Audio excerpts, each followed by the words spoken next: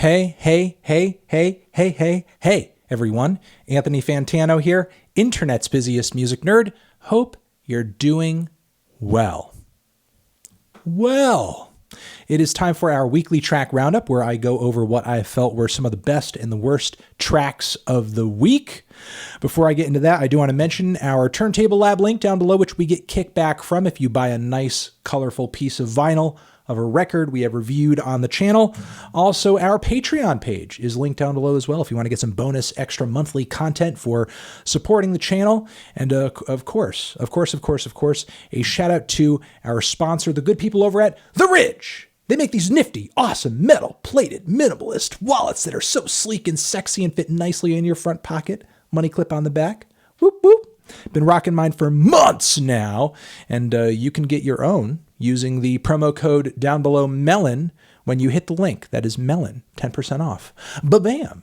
All right, worst tracks of the week. We have one and only one. I'm sure there were maybe more worst tracks that came out this week, but there was truly one that stood out to me, and that is the new Pearl Jam cut, Dance of the Clairvoyants, which sounds like an awful comment, like never in a million years would you ever want this combination of Talking Heads and Interpol. For whatever reason, Eddie Vedder's voice sounds very tight, erratic, has a strong vibrato on it, which his voice usually does have, kind of a wavy quality to it, but it's almost like this tense David Byrne-esque vibrato. And then there's kind of a driving post-punk revival eeriness to it that is really strange. It's like a slightly gothed out Talking Heads in a way, and it sounds god awful. The tune is terrible, and the performance is off. And while I do think that Pearl Jam, in a very odd way, embody these characteristics of these other bands, I wouldn't say they pull them off very well. It's a very hideous combination of maybe unintentional influences. I don't really know, but it is really garish and difficult to listen to. All right, let's move on to the tracks that I thought were kind of meh, but still worth pointing out, still worth giving a shout out to.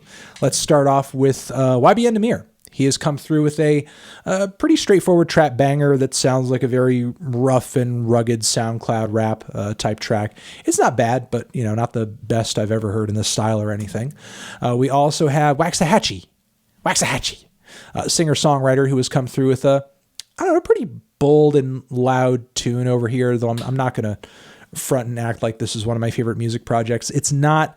I'm not even sure if this new song over here is really winning me over either, but I know there are a lot of fans out there who do enjoy it a lot more than me, and hey, it's here. The track is called Fire, name of the track. All right, moving on from there, we have Rico Nasty, new single, I Don't Give a Fuck. It's not one of the tracks that to me is in my favorite style from her. Every once in a while, she does have this tendency to drop one of these very auto-tune heavy bangers that are super melodic and very glitzy and very glossy. And I tend to enjoy her gruffer and more bombastic songs, but this one's okay. It's not bad. If that's your vibe, if that's your sound, you'll dig it a lot more than me. Next over here, we have the song Party from the group Planet 1999, which is, I guess, a new act that is putting out some music via PC Music. And this one over here I thought was a kind of nice, nostalgic bit of synth pop, though the visuals and, for whatever reason, the outfits look very 1999. It's a very strange, anachronistic combination of sounds and visual and fashion aesthetics, but it's still pretty fun and sweet on the ears. We also have this new track over here from Mitski from the new Turning soundtrack. It is easily one of her loudest and most sinister songs yet. There is a quality of it that I found to be too syrupy, but still, it's a heavy one. If you wanted to hear Mitski go dark, she is going dark on this one from this soundtrack, and it's titled Cop Car. We also have M. Ward, singer-songwriter M. Ward. Unreal City is the name of this new track over here. I'm liking the sweet tune on this one. I'm liking the kind of dreamy indie folk instrumentation. Is it one of the catchiest and boldest songs I've heard from Mr. Ward over the years? No, but it is certainly better than that She and Him stuff. I will say that. We also have over here a new track from Love, Regenerator, and Calvin Harris, Hypnagogic, I Can't Wait, Edit. It is a very nice bit of acid house with some cool vocal edits mixed in. I like it. I like it quite a bit. Let's move on from there. We have Simmer, new track from Hayley Williams of Paramore fame. I'm a little on the fence with this one, honestly. I thought some of the vocals were pretty good, but didn't care for, I guess, how Radiohead-ish the instrumental sounded. And not just that it reminds me of Radiohead, but almost like a watered-down version of like some Kid A or something I might have heard off of In Rainbows or something. I'm still looking forward to hearing how this Williams record is going to turn out, because obviously Hayley Williams is a pretty high-profile singer, and her first major solo outing here is going to be something to watch out for. But I can't say I'm very much blown away by this first taste. Going into the tracks that I thought were the best ones this week, the best tracks this week. 1, Overcomer, Royce da 5'9", Westside Gunn. This track is great. This is actually one of the best Royce tracks I've ever heard. I love how much space he gives himself in this very bare bones, sample-heavy instrumental. I like how Westside Gunn sets the start of the track up so dramatically. When the drums come in on the hook, it's a very nice transition. And Royce's verse here is not as masturbatory or is like, yeah, I'm in your face, I'm competing with you, I'm trying to come up with crazy word combinations to impress you. It's actually legitimately poetic. I think there's quite a bit of I guess I'll say emotional intelligence to a lot of what he's saying on this track, referring to his craft, the rap game, others in it. And just generally, I think it's a very smart song. I like the direction that he's going on this one. I don't know if every song on his new record is going to sound like this, but this was a great one. This was a really good one. Very impressed with Royce this time around. And not that there wasn't ever reason to not be. His previous records from him are very solid, even if it's not, typically my favorite strain of hip hop.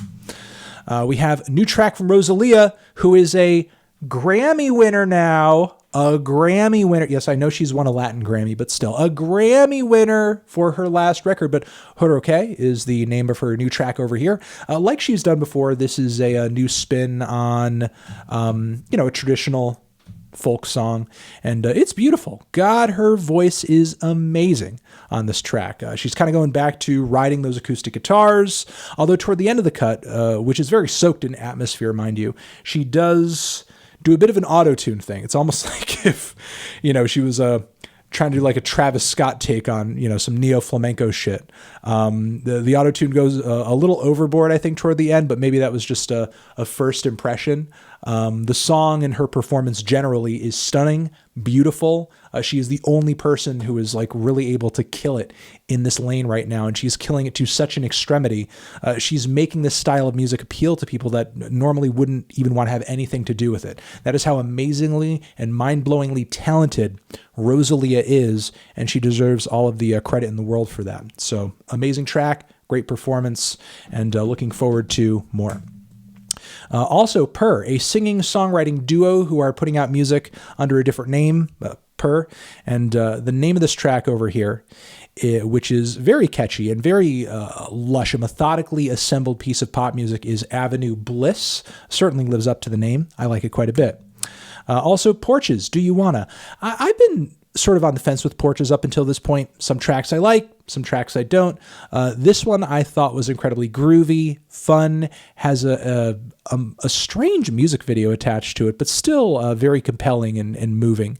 And like the vocal delivery, I like the kind of sad sensuality of this pop tune as well.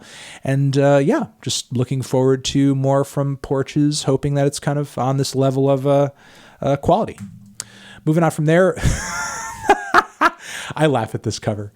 Mark Zuckerberg is the name of this new track from a band by the name of Map Eyes. This song is attached to one of the most insane music videos I've seen in a while. Very strange and compelling animation on this one. And the visuals with this weird Mark Zuckerberg digital effigy they've created. It's very disturbing in a way, but I do like the twangy, kind of psychedelic guitar pop the band is trying to pull together on this one, and the very surreal and strange lyrics about never having seen Mark Zuckerberg's hands or whatever. Again, it's a very weird, surreal track that's kind of tongue-in-cheek as well, but there is a kind of a strange genius to it that I like a lot. Moving on from there, B.I.T.C.H is the name of this new fucking Megan Thee Stallion banger. Love the instrumental, love her flow, love her delivery, and also I like the general ethos of the track about, you're going to call me a bitch anyway if I do this or if I do that. So, I'm just basically going to be like the most real, forward, tough ass, like I'm going to fight for my own type of person who I want to be, because, it's kind of a damned if you do, damned if you don't situation. So I'm just going to do me. Be me. I think it's a, worthwhile message and a good hook as well. So very solid new single from Megan, hoping for a new record or mixtape this year. Let's go.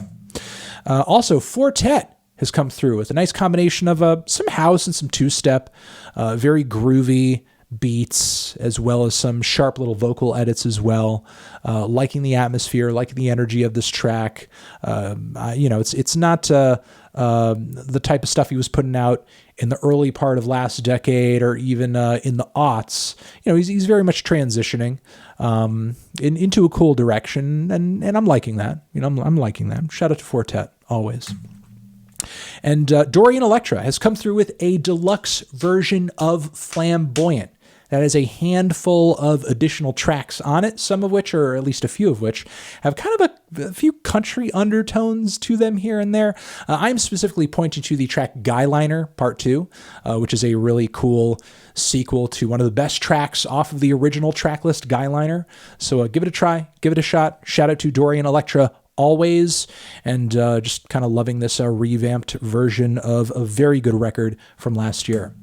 Also, Cage the Elephant, Broken Boy featuring Iggy Pop. Awesome, hard-hitting, driving, garage, psych, punk combo going on in the instrumental, and Iggy Pop's inclusion around the second half of the song is really cool as well. Liking the vocal performances on this one, and just generally great sound, great energy, and just a cool crossover between Cage the Elephant and one of the greatest legends in rock music.